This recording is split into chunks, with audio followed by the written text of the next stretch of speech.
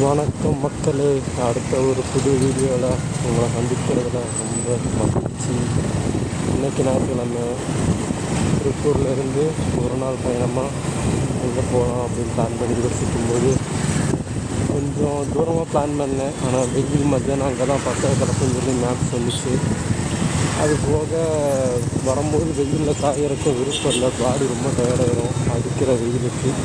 அதனால் பார்த்திங்கன்னா பக்கத்தில் ஊட்டி போகலான்னு கிளம்பிட்டு போன ஊட்டி போய் எத்தனை தடவை போகிறது அப்படின்ட்டு லெஃப்ட்டு கட் பண்ணால் ஊட்டி, ரைட்டு கட் பண்ணோம்னா கோத்தகிரி. அதனால நம்ம கோத்தகிரி போகலான்னு பிளான் பண்ணிட்டு இப்போ கோத்தகிரி வரைக்கும் போயிட்டு இருக்கோம். கோத்தகிரி அதுவும் ஒன்றும் சாதாரண ஒரு இடம் இல்லை, அதுவும் ஊட்டியை விட ரொம்ப அழகான ஒரு பிளேஸ் தான். பார்க்குறதுக்கு தான் இடம் கம்மியாக இருக்கும், ஆனால் போகிற வழியெல்லாம் அவ்வளோ அழகாக இருக்கும். மக்களே சும்மாலாம் சொல்லக்கூடாது, வாய் வார்த்தையில் அவ்வளோ அழகாக இருக்கும். அதனால் நான் உங்களுக்கு இப்போது கோத்தகிரியை சுற்றி காட்டுறேன். என்னோட சேர்ந்து பயணம் பண்ணுங்கள். ஒரு நாள் வீடியோ ஒரு நாள் வராது, இப்படி 2 வீடியோவை தான் அப்லோட் பண்ணுவேன். ஏன்னா அந்தளவுக்கு இங்கே சுற்றி போகிற வழியெல்லாம் அவ்வளோ அழகாக இருக்கும் மக்களே. அதனால தான் ஓகே மக்களே, இப்போ உள்ளே என்ட்ரி ஆகிட்டோம். அடுத்து செக் போஸ்ட் ஒன்று வரும், அதை முடிச்சுட்டு நான் உங்களுக்கு கன்வியூ பண்ணுறோம் மக்களே. இதோ மக்களே, இன்னும் ஏற ஆரம்பிச்சுன்னு ஒரு கோயில் வருது. கோத்தகிரி உள்ள செக் போஸ்ட் தாண்டோடனே மலை ஏற ஆரம்பிச்சிட்டோம் மக்களே. ஆஃப் சீசன் நம்ம வந்திருக்கோம், அதனால கொஞ்சம் எல்லாம் காஞ்சு போய் தான் இருக்கு. ஆனா உண்மையை சொல்றேன், ஊட்டி எந்த அளவுக்கோ அது எனக்கு அதோட ஒரு பாதி கோத்தகிரி எனக்கு ரொம்பவே பிடிக்கும். இந்த யூடியூப் இன்ஸ்டாகிராமுக்கு முன்னாடியே ஒரு 2 தடவை நான் கோத்தகிரி வந்திருக்கேன். பஸ்ஸில் ஒரு வாட்டி வந்திருக்கேன், ஒரு வாட்டி பைக்கில் வந்திருக்கேன். அதெல்லாம் வந்து அப்போ சீசன் அக்டோபர் டு ஜனவரி. அப்பெல்லாம் வந்தீங்கன்னா இந்த இடம் சொர்க்கம் தான் எனக்கு. மற்றவங்களுக்கு எப்படின்னு தெரியல, ஆனால் ட்ரை பண்ணி பாருங்க ஒரு தடவை. மழையெல்லாம் நல்லா பெஞ்சு முடிச்சதுக்கு அப்புறம் இந்த ரூட்ல ஒரு எக்ஸ்பீரியன்ஸ் பண்ணி பாருங்க, உண்மையாலுமே அவ்வளோ அழகா இருக்கும்.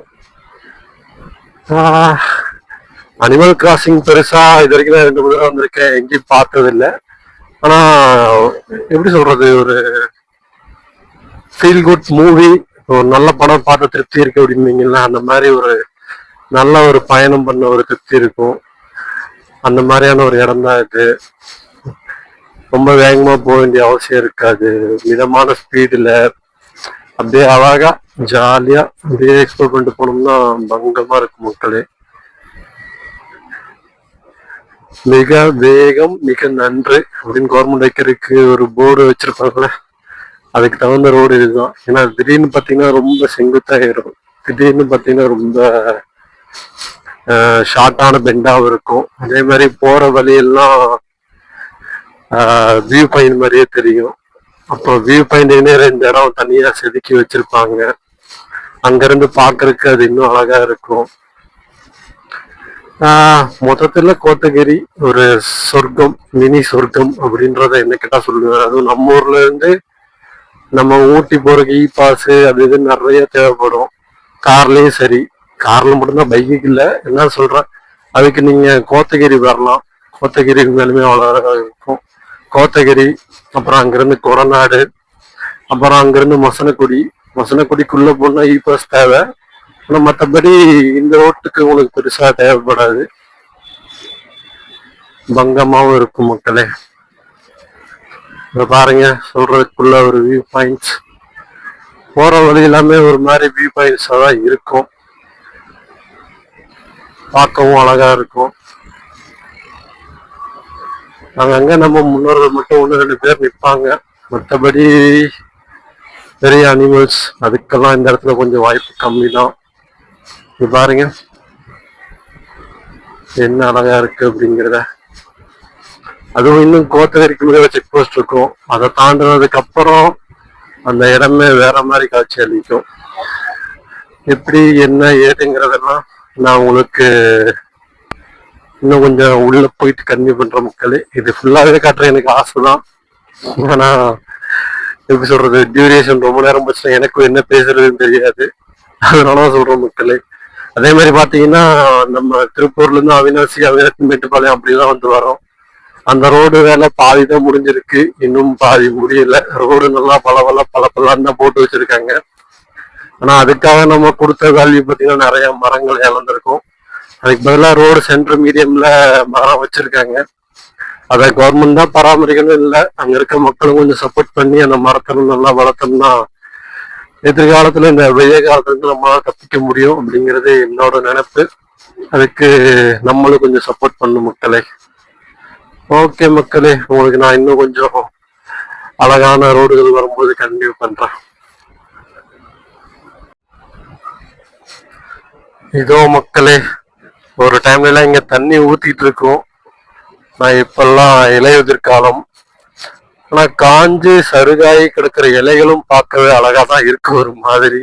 அது காரணம் என்னன்னா இந்த இடம் கொஞ்சம் ஜில்லுன்னு இருக்கு. இல்லைன்னா கண்டிப்பா கொஞ்சம் ஒரு மாதிரி வெப்பத்தை ஃபீல் பண்ணுவோம்.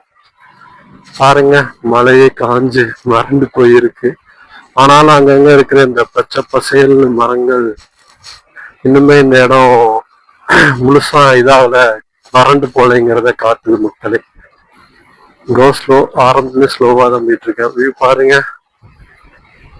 என்ன ஒரு அழகான காட்சி. ஒரு நாள் படுத்து தூங்கி இது எல்லாத்தையும் மிஸ் பண்ணணும்னா முடியாது. அதுக்கு நான் இப்படியே ஊர் சுத்திட்டே போயிடுவேன், இந்த அழகை ரசிச்சுக்கிட்டு. இன்னும் நிறைய இடத்துக்கு பிளான்லாம் இருக்கு மக்களே. ஆனா அதுக்கு ப்ராப்பரான மேப்ஸோ ஒரு வழியோ எனக்கு தெரிய மாட்டேங்குது. மேப் நம்பி போனா மேப் சில இடங்கள்ல பயங்கரமா சொதப்புது. அதனாலயே கொஞ்சம் யோசனையா இருக்கு. ஏன்னா நடுக்காட்டுல போயிட்டு ஒரு வழி தெரியல அப்படின்னு நின்றுருந்தோம்னா அது எவ்வளவு பெரிய சங்கட்டம் யோசிச்சு பாருங்க. அது நம்ம போற இடத்துல, நான் போற இடத்துல மக்கள் வந்து நடமாட மாட்டாங்க. லாஸ்டா நம்ம வீடியோ பார்த்துட்டு போய் தெரிஞ்சிருக்கும், பாலமலை. அப்புறம் பாத்தீங்கன்னா நம்ம போன, ஐயோ அந்த ஊருக்கு டக்கு ஞாபகத்துக்கு வர மாட்டேங்குது, ஒரு சின்ன கிராமத்துக்கு தான் போனோம். அது நல்ல ஒரு வில்லேஜ். அங்கோட பெரியார் அருவியில குளிச்சிருப்போம். அது பேர் மறந்து போச்சு மக்களே டக்கு. அதெல்லாம் பார்த்தீங்கன்னா கொஞ்சம் இல்லை, ரொம்பவே ரிஸ்கான ஏரியாக்கள் தான். அந்த மாதிரி ஏரியாக்கள் தான் சூஸ் பண்றேன். ஆனா சில நேரங்கள்ல ரிஸ்க்ல மாட்டி விட்டுருமோன்றது பயமும் இருக்கு மக்களே.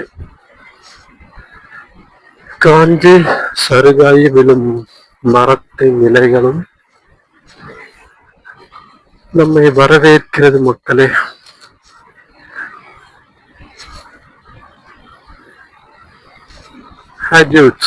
முன்னோர்கள் இவர்கள் தான் எல்லா பக்கமும் இங்க இருக்கிறாங்க. ஓகே மக்களே, அடுத்ததா ஒரு பெரிய பிளான் தான் வச்சிருக்கேன். நம்ம வெயில் அடிக்காம இருக்கணும்.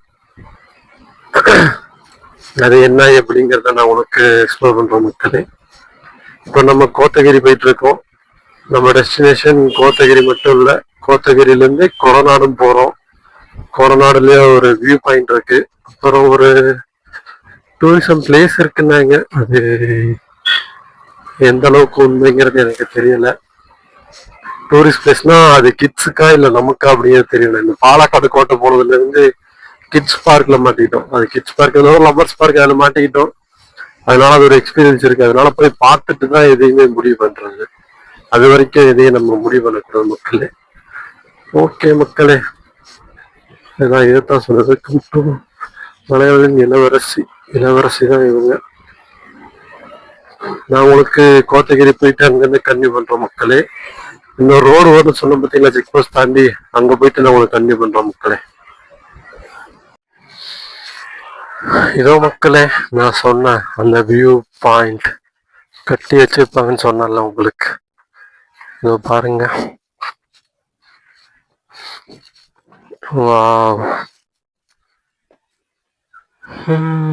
இன்னொரு அழகு.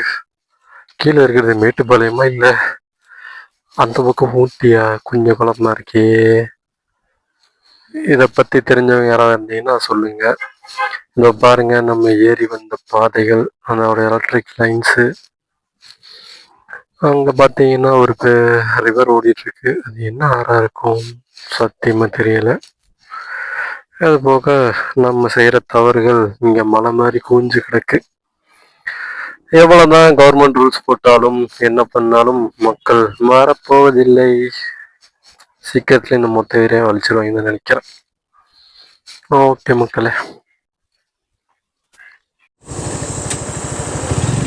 பயங்கர சத்தியமா நான் இந்த ரோட்டில் எதிர்பார்க்குற மக்களே பயங்கரமாக இருக்காது.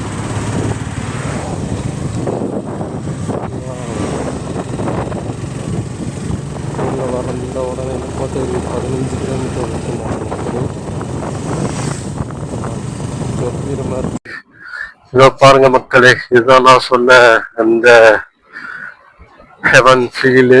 ஃபுல்லா மேகமூட்டமா இருக்கு. திரும்ப இடத்துல கொஞ்சம் டேஞ்சரா நம்ம இந்தியன் கர் காட்டெருமை கம்பீரமா நின்று இருந்தாரு. பார்க்கவும் நல்லா இருந்துச்சு. கொஞ்சம் வேடிக்கை பார்க்க விடுறாங்கன்னா உள்ள போடுறாங்க. இதுதான் மக்களே. என்ன லாஸ்ட் டைம் வந்தப்போ ரொம்ப 2 வாட்டி பச்சை பசேன்னு இருந்தது. இந்த வாட்டியும் ஒரு காட்டுல நான் வந்தா கொஞ்சம் காஞ்சி போயிருக்கு, மன்னிச்சுக்கோங்க. ஆனா கண்டிப்பா இது ஒரு பார்க்க வேண்டிய ஒரு இடம். ஒரு திருப்பூர் கோயம்புத்தூர்ல இருந்து கண்டிப்பா இந்த இடத்த நீங்க பார்த்தே ஆகணும். அவ்வளோ அழகான ஒரு இடம்.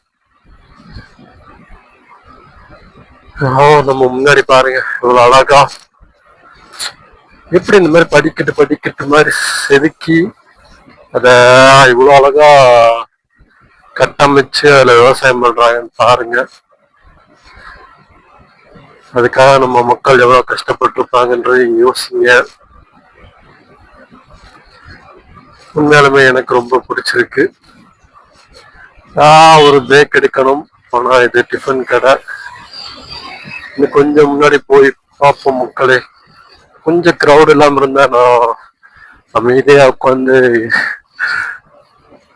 பிடிச்சத செய்யணும். அதனால கொஞ்சம் கூட்டம் இல்லாத கடையா பார்ப்போம் மக்களே. இதுல அப்படியே காட்டெருமையை பார்த்துட்டோம். அப்படியே டக்குன்னு பெரிய ஒரு சரக்குன்னு இறங்கி சுரக்குன்னு போவாரா தெரியல. பாப்பா மக்களே, உங்களுக்கு நான் அப்படியே இந்த மாதிரி வேற இடத்துல யாராவது பைசன் கீசன் பாயறாங்களான்னு பார்த்துட்டு நான் உங்களுக்கு கன்னியூ பண்றேன். சைக்கிளிங் அதுவும் நல்லதுதான். ஃபியூச்சர்ல இப்படியே எல்லாமே விலைவாசி ஏற ஆரம்பிச்சதுன்னா எல்லாரும் சைக்கிளிங் பண்ணுவோம். அது உடம்புக்கு நல்லது, பொல்யூஷனையும் கண்ட்ரோல் பண்ணும். இன்னும் அதெல்லாம் நிறைய பெனிஃபிட்ஸ் இருக்கு மக்களே. ஓகே மக்களே, கண்டினியூவா பாருங்க. அங்க தெரியுது பாருங்க, நம்ம அங்கதான் ஏறணும். பார்ப்போம் மக்களே.